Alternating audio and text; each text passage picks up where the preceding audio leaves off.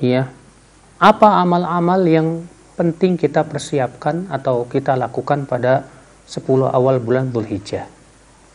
Disebutkan dalam hadis Nabi sallallahu alaihi wasallam dari hadis Ibnu Abbas dan dikeluarkan Imam Bukhari rahimahullah dalam sahihnya, Nabi sallallahu alaihi wasallam bersabda, "Ma min ayyam al-'amalu salihu fiha ahabbu ila Allah min hadhil ayyam, yakni ayyam al-'ashr."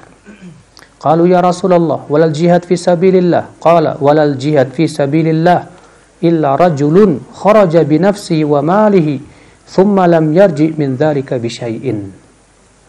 Tidak ada hari-hari yang amalan saleh lebih dicintai oleh Allah dari hari-hari ini. Subhanallah. Lihat, berarti amalan saleh di hari tersebut sangat dicintai oleh Allah Subhanahu wa taala. Ya. Lalu para sahabat bertanya, "Wahai Rasulullah, tidak juga berjihad di jalan Allah?" Kata Rasulullah, tidak juga berjihad di jalan Allah. Kecuali orang yang keluar dengan membawa diri dan hartanya, kemudian tidak kembali lagi alias mati syahid. Bayangkan ya, beramal soleh di 10 awal bulan Dzulhijjah lebih besar pahalanya daripada berjihad. Berarti ini kesempatan yang luar biasa sekali, yang kita hendaknya berusaha ya banyak beramal soleh. Akhal Islam, azani Allahu ayyakum. Kemudian ya akhal Islam, apa amalan-amalan soleh yang bisa kita amalkan? Yang pertama, itu perkara yang sudah maklum, itu manasik haji. Antum yang diberikan oleh Allah Subhanahu wa taala kesempatan untuk berhaji, gunakanlah kesempatan tersebut. Karena haji, Masya Allah, disebutkan dalam hadis, man hajja walam yarfuth walam yafsuk raja'a ka yaumi waladatu ummuh. Siapa yang haji tidak berkata kotor dan tidak berbuat kefasikan, maka ia pulang dalam keadaan bersih seperti dilahirkan oleh ibunya kembali. Masya Allah. Ya. Maka berusahalah mereka untuk meraih haji yang mabrur. Jangan haji yang mabur. Ya. Mabur ke Mekah. Nabi SAW menyebutkan bagaimana tanda orang yang haji yang mabrur. Di sini Nabi menyebutkan, siapa yang haji tidak berkata kotor. Terkadang kan lagi haji, lagi kesel gitu kan, akhirnya berkata kotor. Kemudian yang kedua, tidak berbuat kefasikan berupa dosa. Terkadang ada orang yang haji pengen cium hajar aswad, sikut sini, padahal hukumnya sunnah, tapi menyakiti orang lain. Dan menyakiti orang lain, apalagi itu berada di Mekah, dosanya besar di sisi Allah Subhanahu wa taala. Akhirnya pulang-pulang dia tidak jadi haji yang mabrur. Ya. Maka ya akhal Islam, azani Allah wa iyyakum. Ini amalan yang sangat utama. Ada dua orang laki-laki datang kepada Rasulullah SAW mau bertanya tentang keutamaan haji. Kemudian ketika dua orang ini datang ke Rasulullah berkata, "Bukankah kalian datang kemari untuk bertanya?" "Benar, hai Rasulullah." "Apakah aku kabarkan pertanyaan kalian atau kalian yang mengabari?" Mereka merasa heran, Masya Allah. Kata mereka, "Coba kabarkan, hai Rasulullah, apa yang kami hendak tanyakan." "Bukankah kamu hendak bertanya bagaimana pahala orang yang keluar dari rumahnya menuju ke Makkah untuk haji? Bagaimana pahala orang yang tawaf di Ka'bah? Bagaimana orang yang sa'i antara Safa dan Marwah? Bagaimana orang yang tahallul? Bagaimana orang yang melempar jamarat, jumrah Aqabah? Bagaimana orang yang tawaf ifadah?"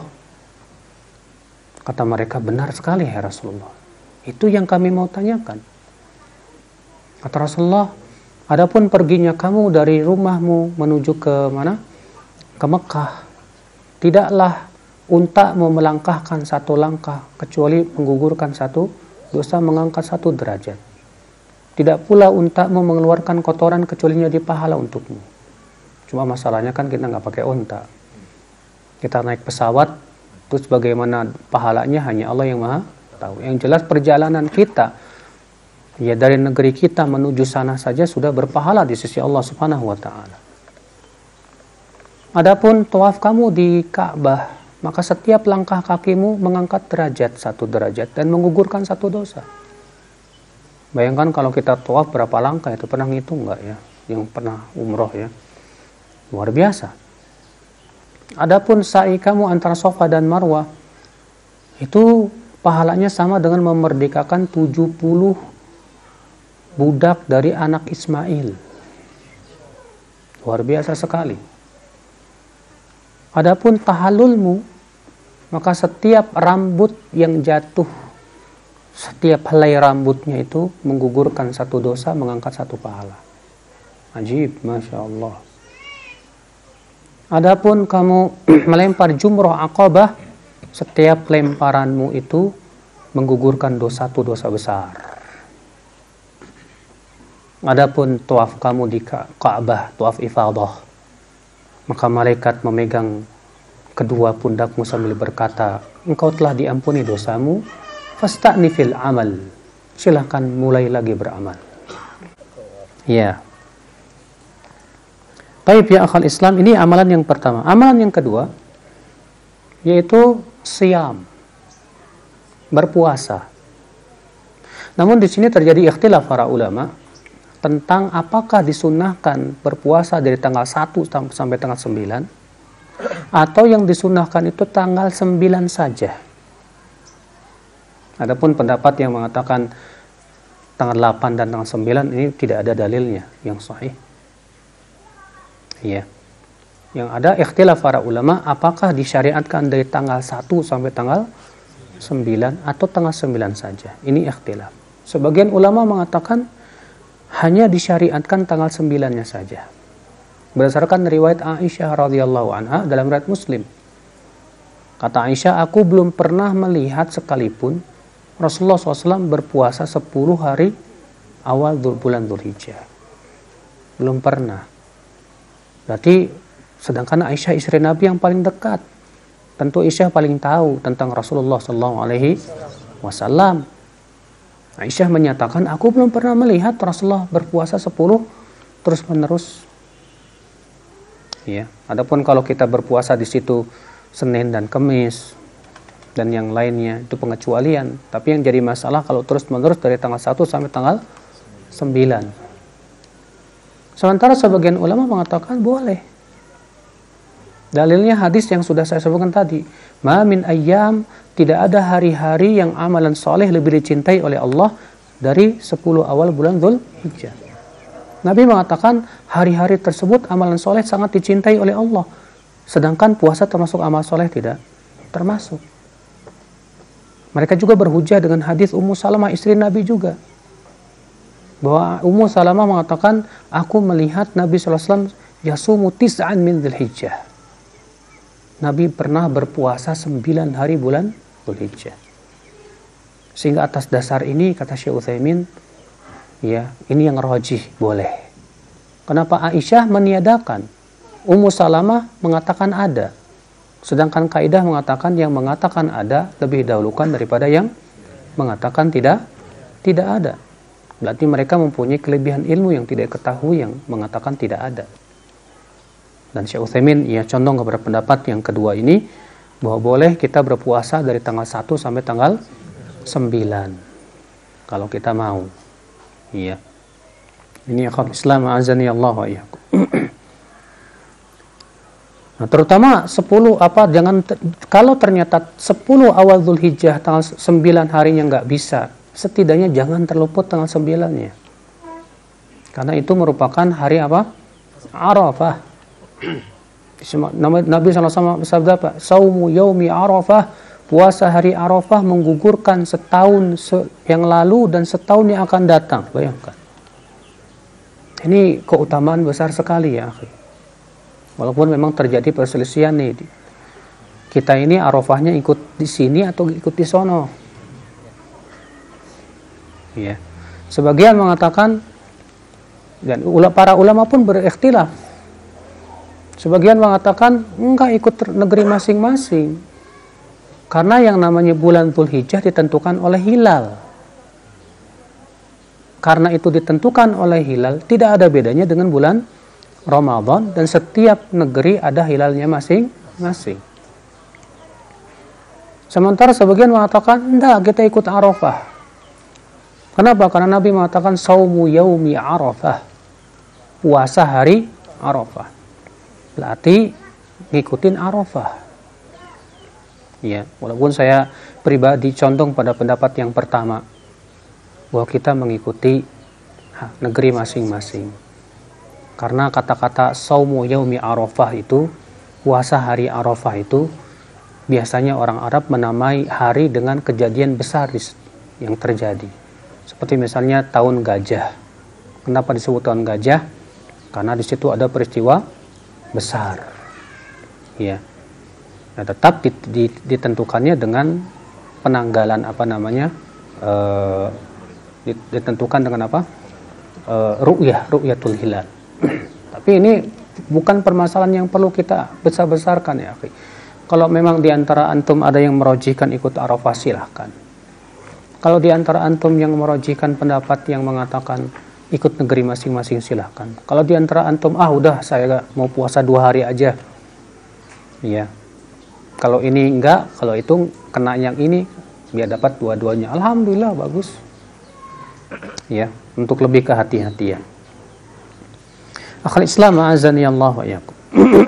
Kemudian amalan yang keberapa? Yang ketiga.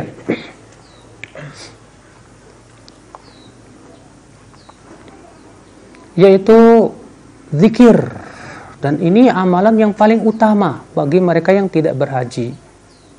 Nih ya, dan tidak berumrah. Di mana 10 awal bulan Dzulhijjah hari-hari zikir. Dan hari zikir itu hari-hari yang luar biasa besarnya di sisi Allah Subhanahu wa taala, sebagaimana disebutkan dalam ayat tadi, ya.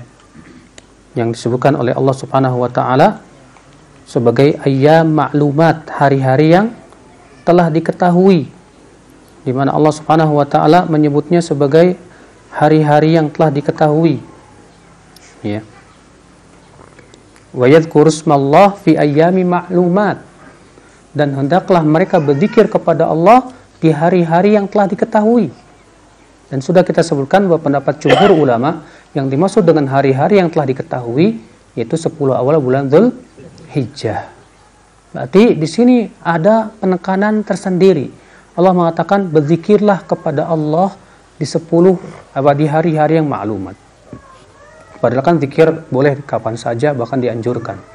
Tapi ketika Allah mengkhususkan disuruh berzikir pada hari-hari yang diketahui yaitu 10 awal bulan Dzulhijjah, itu menunjukkan bahwa zikir memiliki keistimewaan tersendiri di hari-hari tersebut. Ya. Dan disebutkan dalam hadis riwayat Imam Ahmad bin Hanbal dari Ibnu Umar, "Ma min ayyam a'zam indallah wa la ahab ilaihi al-amal fihinna min hadhihi al-ayyam al-'ashr fa aktsiru fihinna min at-tahlil wat-takbir wat-tahmid." Tidak ada hari-hari yang paling agung di sisi Allah dan paling dicintai oleh Allah beramal soleh padanya dari 10 awal bulan Dzulhijjah.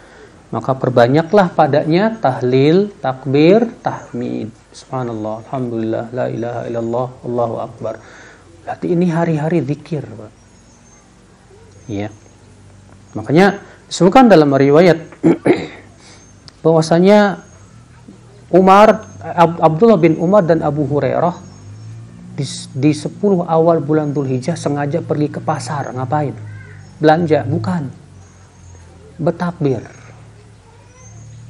Mereka pergi ke pasar, bertakbir, akhirnya apa? Penduduk pasar semuanya bertakbir mengikuti takbir mereka berdua. Makanya Kang Karta nanti pas 10 awal Dzulhijjah pergi ke pasar, ya Allahu Akbar, Allahu Akbar. Wah. Pasar Cilengsi langsung rame takbiran, ajib. Ya, luar biasa. Kalau bisa terjadi seperti itu ya. Ya. Ini yang dilakukan oleh para sahabat dahulu. Mereka terkadang pergi ke pasar bukan hanya sebatas buat jualan atau tapi buat takbiran supaya semakin, ya, Masya Allah.